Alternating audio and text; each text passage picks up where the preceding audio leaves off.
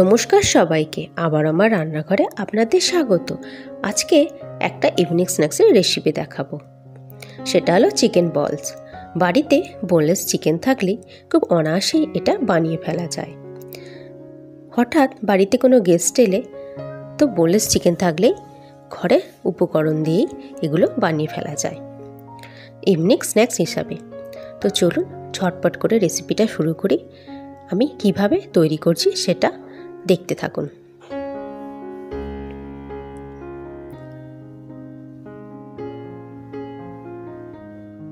আমি এখানে boneless chicken নিয়েছি 300 গ্রামের মতো।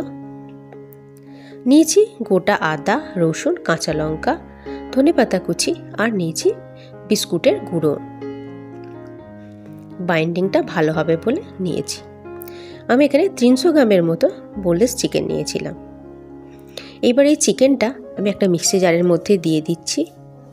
দিয়ে দেবো গোটা আদা, গোটা রসুন আর কাঁচা লঙ্কা। দিয়ে ভালো করে পেস্ট বানিয়ে নেব। বিস্কুটের গুঁড়োটাও দিয়ে দেবো।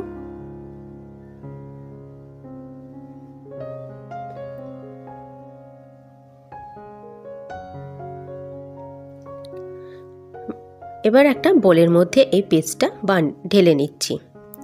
এই পেস্টের মধ্যে দিচ্ছি আমি পেঁয়াজ কুচি,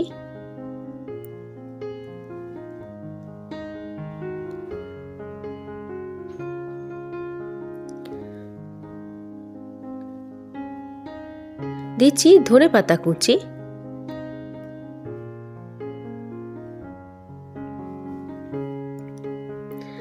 আর দেবো 1 চামচের মতো জিরে গুঁড়ো,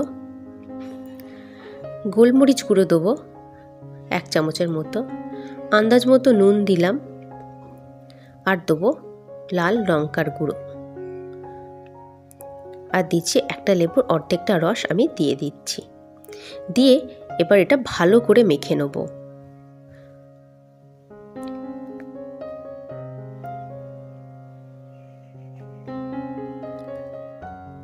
ভালো করে মেখে নিয়েছি।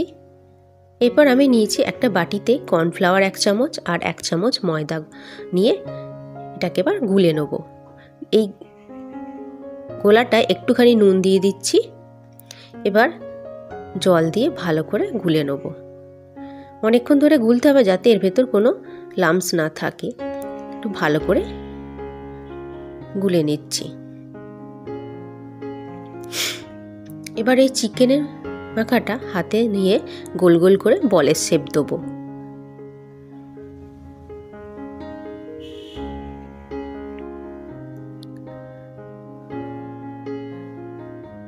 গোল গোল করে আমি বলের শেপ দিয়ে কর্নফ্লাওয়ারের আর ময়দার যে গোলাটা তৈরি করেছিলাম তাতে একটু ডুবিয়ে আর বিস্কুটের গুঁড়ো দিয়ে দেবো।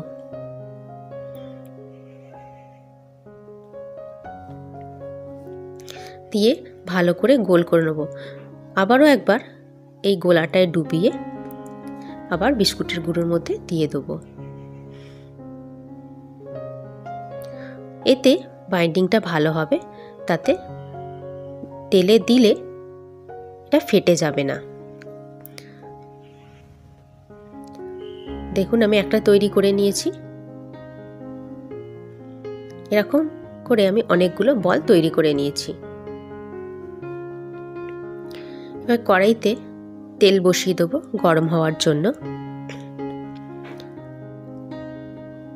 তেল গরম হয়ে গেলে এগুলো আবার একটা একটা করে দিয়ে দেবো। আমি এখানে সাদা তেলে রিফাইন্ড অয়েলে ভাজছি।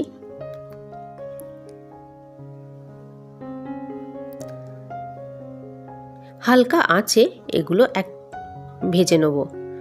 গ্যাসের ফ্লেমটা একদম কম করে দেবো, দিয়ে এগুলোকে আস্তে আস্তে হতে দেবো। হয়ে গেলে তুলে নেব। তো রেডি আমাদের চিকেন বলস।